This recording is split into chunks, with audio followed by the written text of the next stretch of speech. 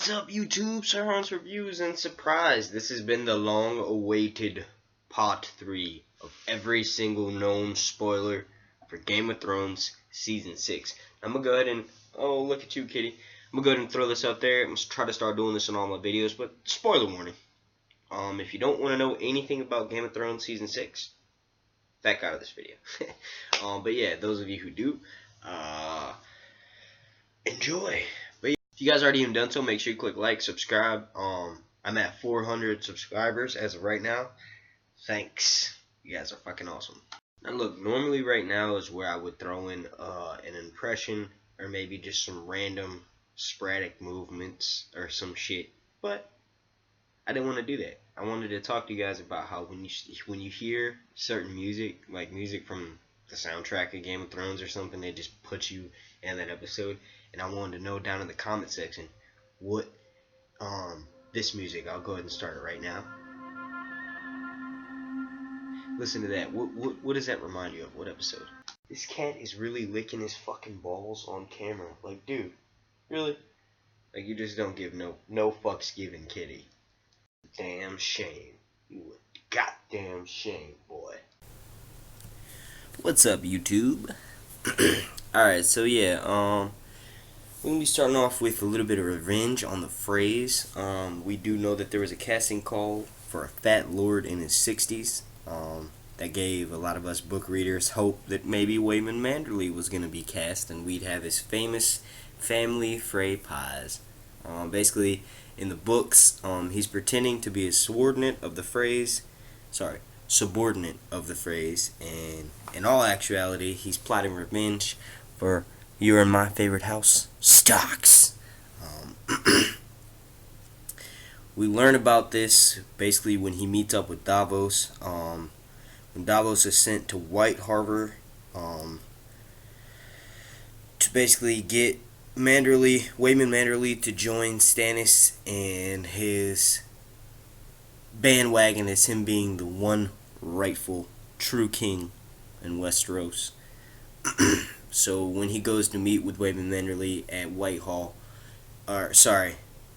Harbor, that's when Waymond Manderly reveals his plot to get Stark revenge. Now he doesn't exactly say that, hey Davos, I baked these people into this pie, but basically he does let him know, like, yo, I'm all for some Stark revenge. It's hard to believe that in the show, as much carnage that they like to dish out and do to everybody, that they would skip over something like that. So when we heard there was a casting for not just a noble lord in his 60s, but a fat noble lord in his 60s, we're like, what? Waymond motherfucking Manderly. Alright, so I'm going to touch a little bit on Bran and Hodor. This is a picture that they took together. They kind of look kind of gay. Actually, I think Christian Narn is gay in real life, Hodor. If you guys didn't know that, now you do. Hodor is the gay. There's nothing wrong with being gay. I'm just saying he's gay. He's not gonna hide it. You know what I mean? I thought it was a little bit suspicious when I saw he had stars tattooed on his, like, going around, kind of like Rihanna, but around his forehead there. But yeah, so basically, I'm not gonna touch too much on Bran though, because I did do an entire video on him. Well, like a 5-minute segment of videos. But yeah, so basically, Hodor, Christian Narn has been spotted in the forest, which is the same forest where they filmed the Siege of Riverrun. Well, that's fucking weird. He could just be that just be where his filming location put him at, and he's still filming scenes north of the Wall. It just so happened that it was the same place where they did the Siege of Riverrun. If you look at the mechanics of it, it doesn't really make sense, because obviously north of the Wall, super snowy and shit, and Riverrun is north of King's Landing, but not exactly north to where you see fucking snow on the ground, you know what I'm saying? Not yet, at least. Who knows? Maybe at the time where they filmed, it was snowing, and it was just convenient to have Christian Narn film his scenes there. But he's supposed to be doing something that involves White Walkers. Hopefully he does end up surviving his encounter, because nobody wants to face off against a fucking White Walker Hodor. That'd be pretty badass. He'd be walking around like, well, I don't know if he'd be an effective White Walker. Maybe when he comes back they'd heal his brain. I don't know. We don't know if Mira Reed is involved during this scene, but we don't even really know if she's still alive at this point. But yeah. As far as Bran, I'm just gonna say that he uses his powers to look in on a young Ned Stark and the Tower of Joy. Those are his two flashbacks. If you want to, I'll put a link up right now. You can go check out this video where basically I talk a little bit more on Bran's vision. Then we have the TOJ, or the Tower of Joy. Basically, to summarize everything, Tower of Joy was where Lyanna Stark was held prisoner at the end of Robert's rebellion. Ned Stark was sent there to pick her up and basically rescue her. He went with his best friend Howland Reed, and they basically had this big face-off against Arthur Dayne, who was a legendary knight. He was pretty revered all around the kingdom, well revered all around the kingdom. Ned would have lost if it wasn't for Howland Reed. When Ned when Ned defeated Sir Arthur Dayne, he ended up taking his sword back to Starfall, where Arthur Dayne's sister Ashara ended up committing suicide when she found out that her brother died. There was a whole bunch of shit linked around where a lot of people thought that Ashara Dayne is actually Jon Snow's mother, and that the reason why Ned took the sword back himself was that he could finally have like one last, like, you know, basically send off with her or whatever, like one last like touch base before he did go back to his wife. You know what I mean, Catelyn. I don't know. I'm not gonna touch too much on that because that's gonna be a super video all in itself. I actually haven't done a video solely on the Tower of Joy, so I think I will do that. And then we have a surprise one. I actually didn't know about this until I started doing research for it. But basically, this picture right here is a picture of an unknown location. It was set up in a quarry. It could stand in for White Harbor, where Davos was set to meet up with Waymond Manderley. It could actually be an area of Westeros that's like swampy, so it could be where the Cronagmen are from, and maybe since we have that whole Tower of Joy flashback, maybe they end up going back to where Howland Reed actually lives at, and we get to see a little bit of kind of, I don't know, maybe like a little bit of what happens after the Tower of Joy, not just what's happening during the Tower of Joy. Could actually be, I just thought of this right now actually, it could be, you know how I was talking about the Jojen paste in that Bran video, where basically in the books Bran gets fed this mysterious bloody soup that's supposed to enhance his green seer powers, and it does. If they end up doing that in the show, because Jojen Reed did die in the show already, he died right outside the cave, so maybe if they were to do that, he could have actually a flashback from Jojen Reed's childhood, and he's at the home of the Cronagman. I don't know. Who knows? We'll find out though. Then we have Jon Snow's resurrection. Now, hold up a second. Nikolai Coster-Waldau, basically the guy that plays fucking the Kingslayer, Jaime Lannister, he was said in an interview that you'll find out about the first scene is basically going to tell us what happened to Jon Snow. As far as the books, sorry I just went retarded there. But basically, this picture that I'm showing you guys right now is shot from afar, but from previous seasons of Game of Thrones, we know that Night's Watch members burn their dead. So, here's a few reasons why I think that this is actually Jon Snow being burned. Alright, so basically, it's not like the way that the shot it was filmed, it's not like burning from a carnage. Like, let's say the Wildling members find out that Jon Snow was stabbed, and maybe some of his like favorite people of the Night's Watch members, they get pissed off and they start like basically trying to attack Alistair Thorne and the rest of those guys. It's not like that. It's like a constant smokestack, like it's coming from one specific place. You know, it actually could be from them riding over it, but it just looks, it's too straight. I don't know. You guys let me know what you think about what this fire could actually be from.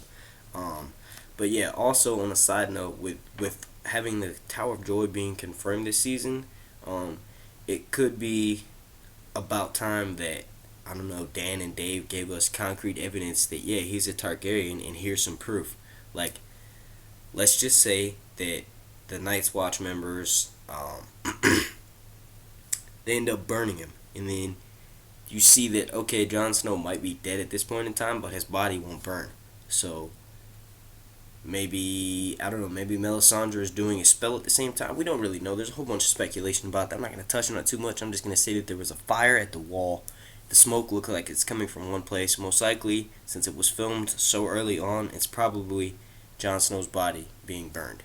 Or, like I had mentioned, if that plot leak was true, it's actually Ollie being burned, and Melisandre had switched out their bodies, and Jon Snow's body's actually inside the wall, in an ice cave being kept cool until Melisandre can basically get in touch with Beric Dondarrion, which would bring in the whole mysterious brotherhood that had been cast, that would link them up being close to the wall maybe. I don't know. We'll see. And if, check this out, if Ian McShane was just fucking with us and it's really not the Hound that he's bringing back and it's actually Jon Snow, when that makes sense, they have Ian McShane's character as being part of that group, and they end up making their way to the wall because Melisandre, maybe she sent a raven out for Beric Dondarrion. I don't know. We don't know. It's all fucking speculation at this point, but we will find out soon.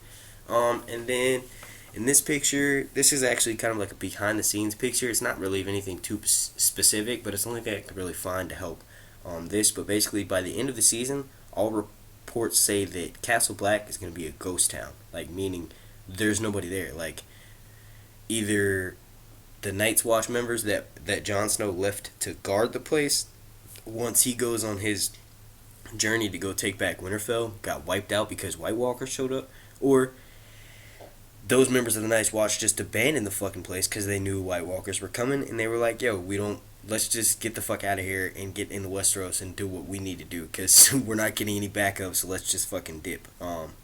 But maybe the part of well, sorry. Basically, there were scenes involving White Walkers and in scenes involving Night's Watchmen, but they weren't filmed together, and we don't know if they crossed over. And this was near the wall towards the end of their filming, but like I said, the wall was pretty much deserted. Like there was not too much shit going on by the end of that filming, so they most likely dipped the fuck out. And this is picture of the Battle of the Six Armies. This is gonna be wrapping this video up. I did have done several videos going in depth, but I'll throw these pictures up again for you guys. You know, we've got the ones of everybody being dead, lying on the ground. Those are obviously mannequins in the show. Their faces are going to be CGI'd, I think, so they're only going to be showing, like, it's going to be a shit ton of mangled body parts in Carnage, so there's going to be blood and CGI everywhere, so it's not going to look as kind of chintzy as this, like with the wooden horse that's obviously had its leg sawed off. You know, it's going to be fucking insane. But basically, the director of this episode, it says Michael Spachonik spent weeks and weeks filming this battle scene. It seemed like it's going to turn out to be the very definition of a cast of 1,000 extras. I do know that by the end of the season, he's going to be... I do know by the end of the season that Jon Snow is going to be leading an army in that climactic battle. It's probably going to be, like, these are the people... I always say it's a battle of the six armies, and I'm never able to list it, but this time I wrote it down. So it's going to be Jon Snow leading... his people, let's see, his people are going to be the Northern Lords. That's the Umbers, the Karstarks, the Wildlings with the Giants, Sansa, Rickon, Davos, Littlefinger,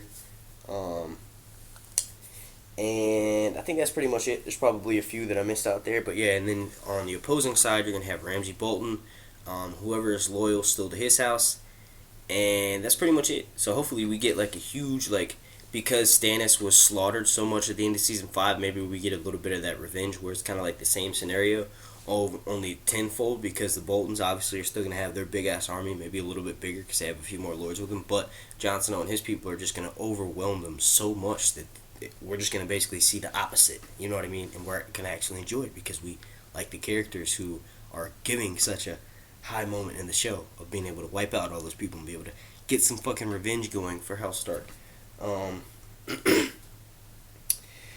There was tons of snow and smoke, but it's not hard home. meaning there's not going to be nowhere near as much CGI, and because of that, we know that there's no White Walkers actually involved in the battle. Um, Yowlos. Alright, so yeah, I want to thank you guys for watching. Hopefully you enjoyed this video. If you did, make sure you slap a like on it. I want to shoot for like 1 million likes this video. If you guys already haven't done so, click subscribe. Share this video with your friends. Let me know what you think about it down in the comment section. And thanks for watching. This has been Sir Hunt's Reviews.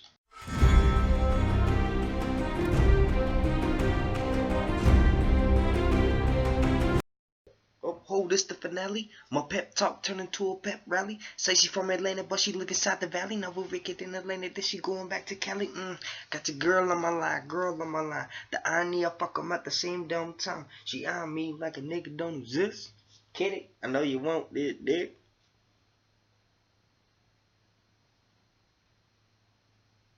You can't say that to cats. It's illegal in 52 states. 52 states.